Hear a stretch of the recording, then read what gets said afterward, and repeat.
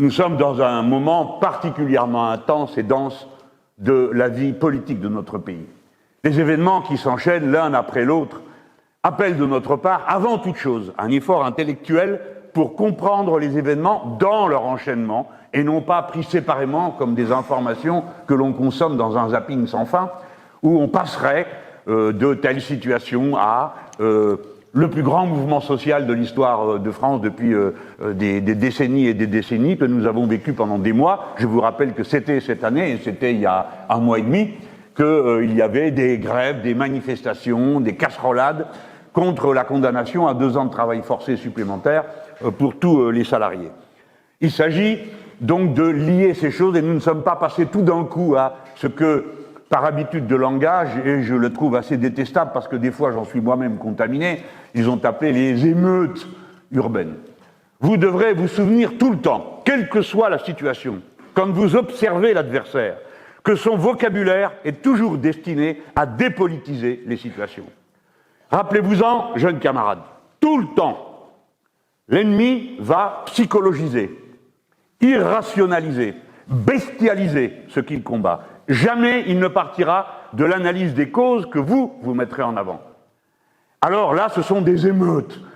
Vous savez, une sorte d'événement irrationnel où des gens surgissent comme des fous et puis font n'importe quoi, pillent et saccagent. Et après, on vous demande, mais vous êtes d'accord, Madame Panot, il y a une question qui se pose. Est-ce que ça a un rapport avec le meurtre d'un jeune? On ne dit pas le meurtre, on dit le décès d'un jeune, que d'aller piller un magasin. Si par malheur elle répondait non, on dirait, ah, vous voyez, donc vous aussi vous dénoncez le caractère des émeutiers, etc., etc. Supposez que vous essayiez d'expliquer, on dirait, vous êtes embarrassé, reconnaissez-le. C'est-à-dire que c'est cette espèce de cauchemar où on essaye de vous encercler dans les mots. Or, nous, notre première tâche va être à chaque fois d'essayer de rompre l'encerclement des mots, surtout que le nombre de ceux qui s'emploient à les utiliser pour nous encercler occupe vraiment beaucoup de place dans ce qu'ils osent appeler l'arc républicain et leurs supplétifs divers dans la gauche d'aujourd'hui. Il faut donc comprendre, et il faut que vous compreniez pourquoi ils ne comprennent pas, ou font semblant de ne pas comprendre. Quelle est la situation? Elle vous aura totalement échappé. C'est pourquoi je vais vous lire le diagnostic qu'en donne l'éditorial du Monde pour que vous compreniez mieux. C'est-à-dire plus conformément à ce que le gouvernement en dit. Sinon, vous ne comprendrez rien. Vu de l'étranger, la France est un étrange paradoxe. La situation économique n'est pas mauvaise, si l'on fait abstraction du poids de la dette publique qui vient de franchir le seuil symbolique des 3 000 milliards.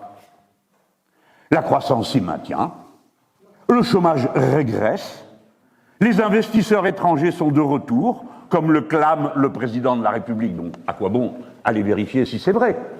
À quoi bon éventuellement émettre ici ou là une nuance, puisque l'a clamé le président de la République, et en voici dans la fin de la phrase la démonstration définitive qui a présidé à la mi-mai la 6e édition du sommet Choose France. Tout va bien, comme a dit le président de la République qui tenait une réunion. Alors on aurait pu mettre qui ce matin a lacé ses chaussures. Ça serait du même niveau. C'est un constat. Il a présidé, donc ça prouve qu'il a raison. Et ça s'appelait Choose France. En plus, c'est en anglais, donc c'est sûrement encore plus vrai, puisque c'est en anglais. Voilà la situation comme il la voit. Quelles sont les autres causes éventuelles, à part l'émeute bestiale de tous ces gens? Quelles peuvent être les autres causes? Eh bien, là encore, vous manquez d'informations. Monsieur Bruno Retailleau, bien connu de vous tous, il dit « On connaît les causes ». Ah, qu'a dit le président? Non, c'est pas ça qu'il va aborder. On connaît les causes. Bien sûr que si il y a un lien avec l'immigration, pour la 2e, la 3e génération, écoutez bien ça, camarades, 2e, il y en a un certain nombre dans la salle. 3e, il y en a un certain nombre. Eh bien, pour la 3e génération, il y a une sorte de régression vers les origines ethniques. J'ai voulu lire cette phrase pour que chacun d'entre vous, militants politiques, s'en nourrisse et voit tout ce qu'il y a dans l'esprit de ces gens. Les gens régressent vers leur origine ethnique. Il n'y a pas d'autre manière de dire d'abord que leur origine est inférieure, il y a donc des races inférieures. Ils régressent Ils vont en dessous. Ils vont à leur origine ethnique. Ils régressent. C'est le débat de 1885 à l'Assemblée, quand pour la première fois on discute d'une politique coloniale. Avant, on n'en avait jamais parlé, même pas pour envahir l'Algérie et l'annexer. Enfin, on en discute une fois, c'était pour remettre des sous pour l'expédition du Tonkin. Et il se trouve qu'au Tonkin, il y avait le trafic de la piastre, je vous économise ça, et dedans, il y avait le frère de Jules Ferry, le grand Jules Ferry, le magnifique Jules Ferry, qui, ne sachant plus quoi dire, étant président du Conseil, pour encourager le fait qu'il fallait des sous pour le Tonkin, a expliqué que, après tout, nous incarnions les Lumières, pauvres Lumières, et que nous venions là pour civiliser les gens qui étaient là, de race inférieure. Alors il aurait pu choisir un autre endroit du monde pour des inférieurs que les Tonkinois, qui avaient quand même quelques leçons à nous donner, y compris à l'époque, mais enfin c'est comme ça qu'il parlait. Et il y a deux magnifiques réactions, le discours de Clémenceau, qui à l'époque était encore à gauche, et puis surtout, il y a un moment un peu paradoxal et rigolo, c'est un député royaliste qui lui dit « Monsieur Ferry, ici vous êtes en France, et chez les Français, on ne considère pas qu'il y a des races inférieures. Par conséquent, nous allons régresser à nos origines ethniques françaises, et nous allons leur répondre « Il n'y a pas de race inférieure à nos yeux. On pourrait le faire. » Et donc, j'ai dit, il parle de régression. Mais regardez bien, pas seulement de régression, réfléchissons en philosophes que nous sommes.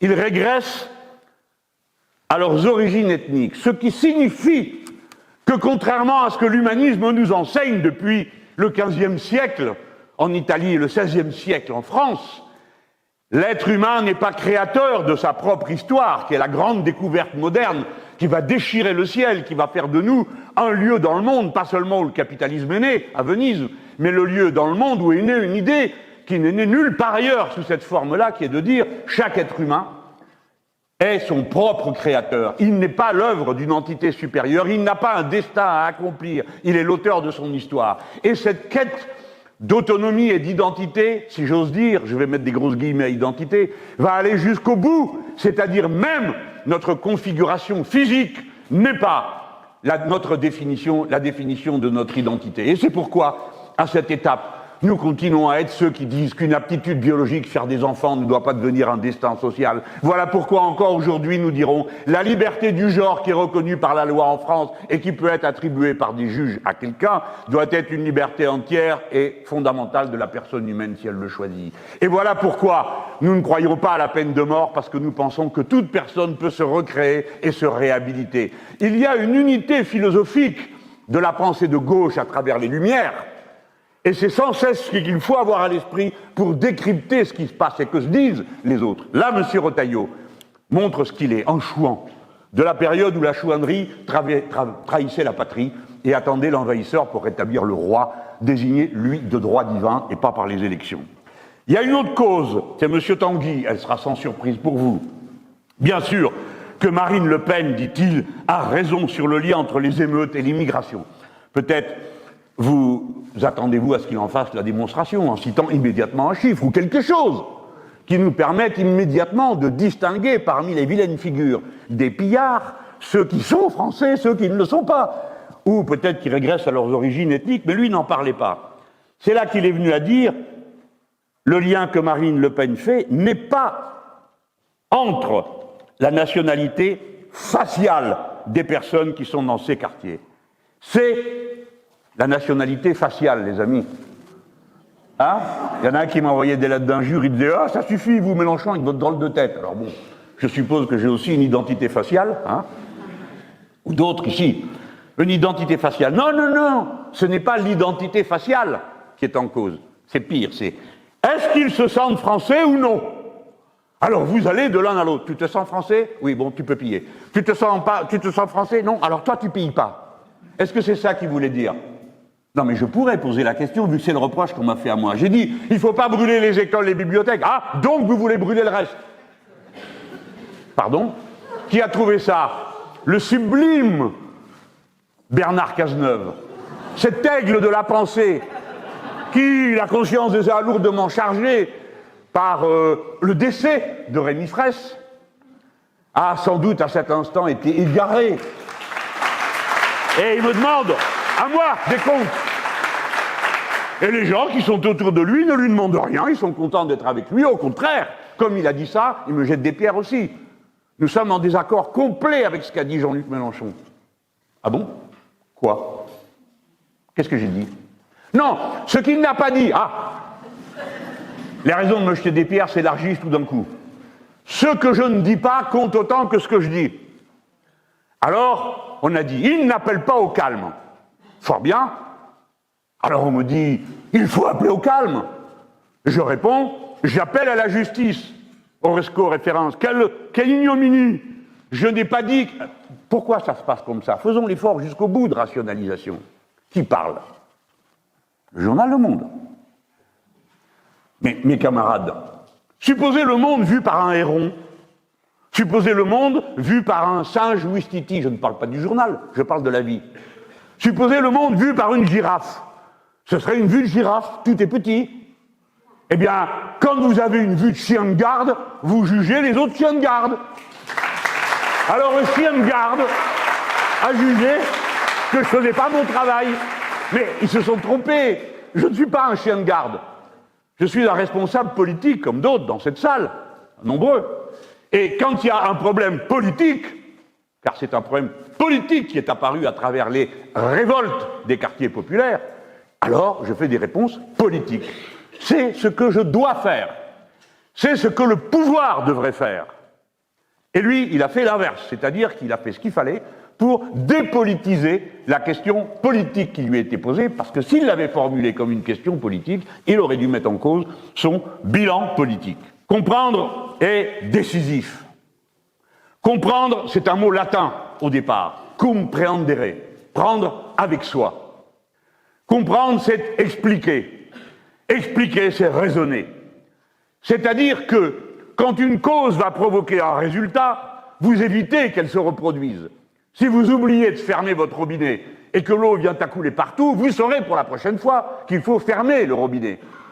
Si vous jetez une allumette au milieu d'un bois et que ça prend feu, peut-être que vous retiendrez le fait que la cause vous étant connue, vous pouvez éviter que l'événement se reproduise. Donc en toutes circonstances, il faut comprendre pour essayer d'éviter de reproduire la même chose. Mais le chef de l'État quand même, regardez le mot qu'il emploie. Est-ce que ça n'est pas du retaillot? Est-ce que ça n'est pas la même chose quand il parle de décivilisation?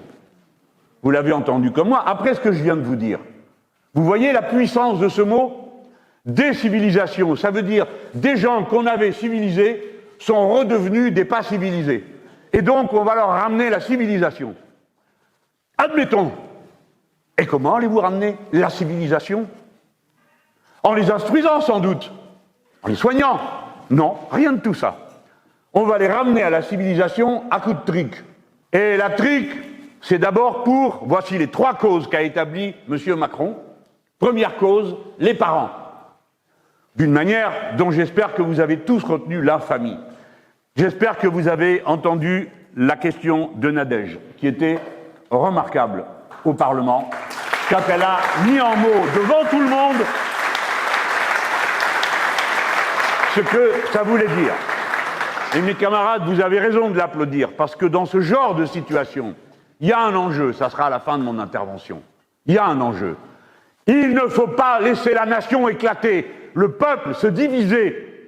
Et donc tout ce qu'on peut faire pour recoudre, il faut le faire. Et la première des coutures qu'on fait, c'est de respecter la dignité des gens qui font ce qu'ils peuvent pour essayer de faire face, comme tout le monde, aux difficultés que comporte l'éducation d'un adolescent, aux difficultés encore plus grandes quand on est dans une situation de dénuement, aux difficultés encore plus grandes quand on appartient à ce tiers de la population française qui, le 10 du mois, n'a plus 100 € sur son compte en banque. C'est à toutes ces difficultés que s'affrontent les gens que M. Macron a montré du doigt. Et vous avez vu qu'ils ont dit qu'ils allaient les punir. Ils allaient les punir avec une vieille idée de l'extrême droite. Supprimer les allocations familiales. C'est-à-dire, par ce biais-là, rétablir quelque chose qui n'a plus rien à voir avec l'idéal républicain. Ça s'appelle la responsabilité collective. Car les allocations familiales ne sont pas une faveur qui est faite aux parents, ce sont des moyens qui sont donnés pour éduquer tous les enfants, puisque ces allocations familiales sont proportionnelles au nombre d'enfants qui se trouvent là. Par conséquent, si vous supprimez les allocations familiales, ça veut dire que vous faites une punition collective sur l'ensemble des jeunes qui sont dans cette famille, et pas seulement au budget familial, parental. C'est donc le rétablissement de la responsabilité collective. C'est pourquoi nous serons évidemment vent debout contre ça. Tout le monde sait que telle qu'elle est, la prison aujourd'hui fonctionne comme une machine à pousser à la récidive. Je dis bien telle qu'elle est. Et que ça a toujours été une grande discussion de savoir si la privation de liberté était bien la seule peine qui est infligée à ceux qui sont condamnés. Ils ne savent pas, quand ils sont condamnés, qu'ils sont aussi condamnés à vivre en surnombre dans un espace trop petit. À vivre en surnombre et dans toutes sortes de privations. Ils ne le savent pas et pourtant c'est à ça qu'ils sont condamnés. Et nous autres, on a toujours pensé, et avec nous, le personnel pénitentiaire républicain, que la prison devait être un lieu de réhabilitation. Ça a été dit comme ça au début. Et la réhabilitation, elle commence par le fait que vous comprenez pourquoi vous êtes condamné et que vous l'acceptez. Ce qui signifie qu'on ne vous place pas, séance tenante, dans une situation de rébellion encore plus grande que celle dans laquelle vous vous trouviez avant d'entrer.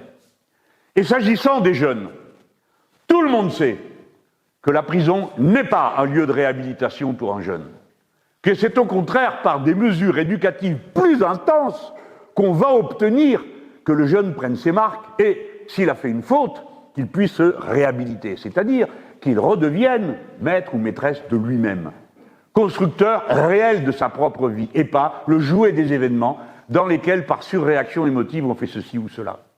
Autrement dit, à aucun moment, dans aucune circonstance, nous ne perdons de vue la prémisse philosophique que j'évoquais tout à l'heure, celle de l'humanisme, l'autoconstruction de la personne qui reste en toutes circonstances l'objectif, même quand c'est difficile, même quand on a envie de s'arracher les cheveux, mais enfin quoi? Tout le monde a des gosses à la maison et c'est déjà arraché les cheveux avec ses propres gamins.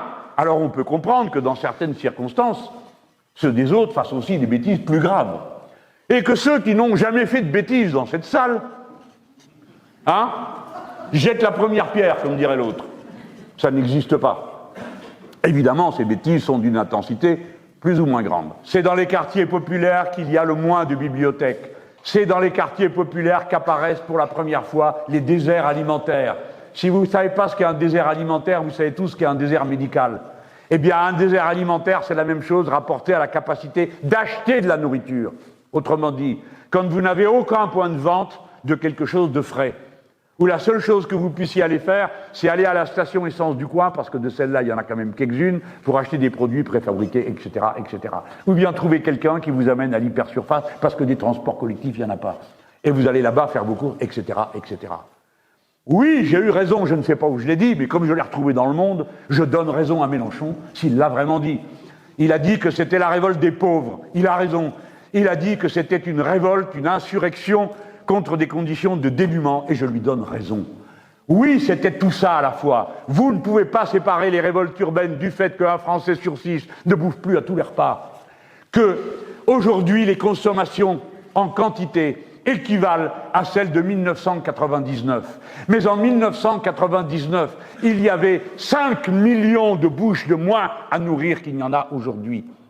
Et quand la consommation alimentaire s'est repliée sur la position de 1999, ça vous donne une idée de l'intensité de la famine qui existe dans certaines familles, dans certains quartiers, dans certaines régions. On la fait vivre dans des quartiers qui touchent moins de subventions publiques que les autres quartiers de France, qui cotisent davantage aux caisses sociales que les autres quartiers de France, que sont les quartiers populaires. Les quartiers populaires touchent moins d'argent que la moyenne des quartiers français.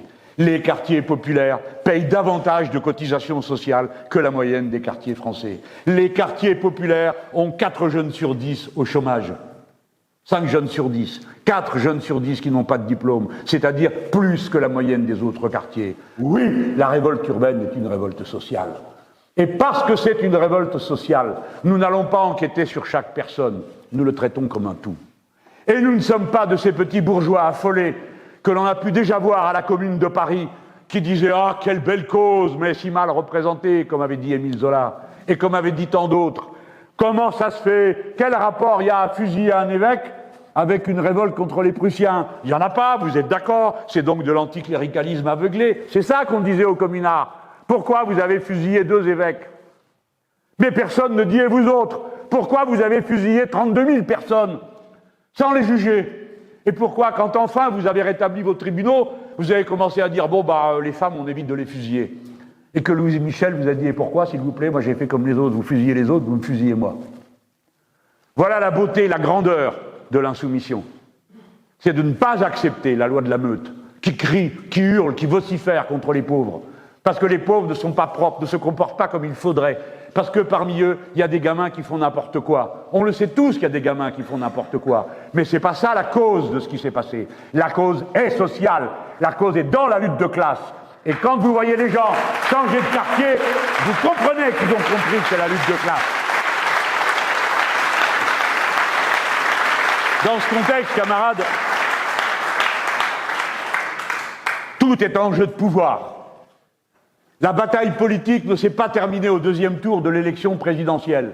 La bataille politique pour le pouvoir ne s'est pas terminée avec le résultat de l'élection législative que nous avons gagné au premier tour. La bataille a continué, la bataille continue. Et eux, à chaque occasion, la seule chose qu'ils savent faire, c'est empêcher, contraindre, empêcher, contraindre. Toi, t'as dit ça, toi, t'as fait ça, toi, tu vas aller là, toi, j'ai un article du Monde dans ma poche pour te flétrir et te salir si je peux. Empêcher, empêcher. Qu'est-ce qui vous permet de croire qu'ils ne vont pas vous empêcher? Ils vont vous empêcher. Ils vont vouloir nous faire taire. Ils commencent déjà à le dire, les uns les autres. Ça pue la volonté de nous interdire. Parce que ça commence par des individus interdits de fonction, puis maintenant c'est quoi avec son écharpe dans une manifestation? C'est eux qui décident à quelle manif tu as le droit d'aller. Vous vous rappelez que ça avait commencé le 10 novembre? Vous vous en rappelez? Il y a un Gugus qui s'est mis à crier Dieu le plus grand, ce qui est son affaire à lui. Et aussitôt, on a dit « Ah, ils étaient à une manifestation islamiste ». Non, nous étions à une manifestation contre le fait qu'on essaye de tuer des gens qui sortent de la mosquée. Et on a dit « S'il y en a une autre, on y retournera ». Parce que la laïcité, c'est aussi la liberté, et c'est surtout la liberté de conscience. Donc on ne permet pas qu'elle soit interdite par des meurtres. Mais à l'époque, déjà, il y avait la CGT, il y avait Attac, il y avait des communistes. De quoi on parle? Des insoumis. Tant mieux, nous sommes fiers de ça. Mes camarades là, à la manifestation samedi, il y avait la CGT, il y avait Attac, il y avait les syndicats, il y avait des organisations politiques. Et à qui ils s'en prennent? Aux insoumis. Nous sommes fiers qu'on s'en prenne à nous. Nous sommes fiers. Et voilà comment nous marchons, drapeau et musique en tête, pour ce que nous avons à faire, sans aucune illusion sur personne, sans compter sur rien d'autre que la détermination de notre peuple à ne pas se laisser faire. Et si notre peuple se laisse faire, eh bien, on sera avec eux jusqu'au dernier moment sur la dernière barricade. Et je ne vois pas ce qu'on peut faire d'autre que de résister et de se battre, sans attendre aucune récompense, parce qu'il n'est pas du tout sûr qu'il n'y en ait jamais. Ces gens-là amènent la société française à un point de tension, et ce point de tension porte un nom, c'est l'inégalité. Camarades, n'allez pas vous faire deux trous au cerveau, ça s'appelle l'inégalité. Les uns ont tout, les autres ont rien. Alors il y a un jour où ceux qui n'ont rien s'en rendent compte. Voilà la vérité. C'est l'inégalité qui fait exploser la société. Donc vous choisissez de quel côté vous êtes. Chaque fois que vous êtes du côté de la liberté, vous serez du côté de l'égalité. Parce que la liberté va favoriser le regroupement pour l'égalité. Il n'y a pas de regroupement pour l'égalité possible dans la dictature et le refus de la liberté. Chaque fois que vous choisissez la fraternité, vous refusez de montrer du doigt quelqu'un à cause de sa couleur de peau ou de sa religion. Et à chaque fois, vous avancez vers la ligne d'horizon révolutionnaire. Nous n'avons rien à craindre d'être les défenseurs intransigeants de ces positions. Et ensuite, advienne que pourra. Nous mourrons tous. Pas un d'entre nous va y échapper. Peut-être moi, mais c'est pas sûr. Mais nous mourrons tous. Et pourtant, aucun d'entre nous ne renonce à améliorer son sort et celui de ses proches. Essayez d'améliorer même la société tout entière. Par conséquent, il n'y a pas d'autre effort qui ait du sens que cette part de quichotisme qui abroge l'absurde de l'existence et le vide du sens, qui consiste à mettre un sens à l'histoire et aux événements. Nous ne sommes pas les objets du libre marché. Nous sommes des êtres conscients et nous avons décidé que nous allons essayer de rendre ce monde meilleur. Ça vous plaît pas, vous faites ce que vous voulez, mais nous, on essaye. Et si vous essayez de nous en empêcher, on vous empêchera de nous en empêcher.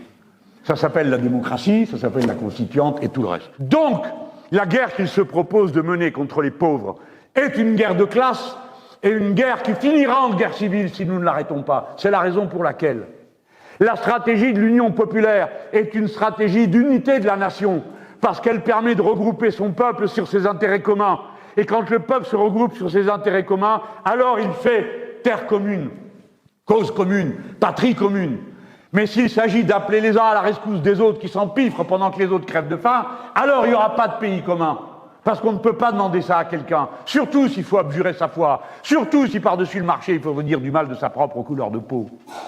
L'antiracisme, la laïcité respectueuse de la liberté de conscience, l'égalité sociale, le soin des plus pauvres, est une tâche dans laquelle on ne commet jamais d'erreur quand on ne se trompe pas du côté de la barricade.